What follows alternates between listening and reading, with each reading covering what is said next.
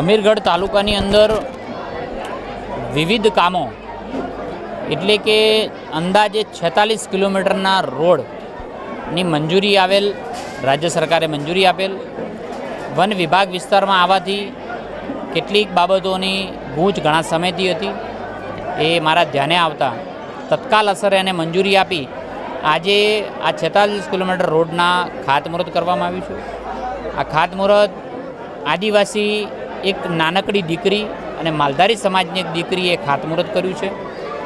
આ વિસ્તારને પ્રજા માટે ખૂબ ઉપયોગી, ખૂબ મહત્ત્વનો, છેવાડાના માણસને દૂધ ભરાવવા માટે, શિક્ષણ જવા માટે, આરોગ્ય માટે, તબીબી સારવાર કરવા માટે કે શહેરને જોડવા માટેના મહત્ત્વના રોડોનું આજે ખાતમુહૂર્ત કર્યું છે. ઉત્સાહ અને ઉમંગ સાથે આજે ખૂબ સારા વાતાવરણની અંદર આ રોડ જલ્દીમાં જલ્દી પૂર્ણ થાય તેની સૂચનાઓ પણ આપી છે.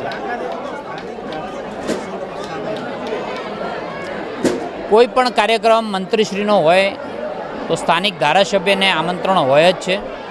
મારી ઓફિસ તરફથી પણ આમંત્રણ આપવામાં આવેલું છે, વહીવટીતંત્ર દ્વારા પણ આમંત્રણ આપવામાં આવ્યું છે, પરંતુ કોઈ કારણોસર આવી નહીં શક્યા હોય.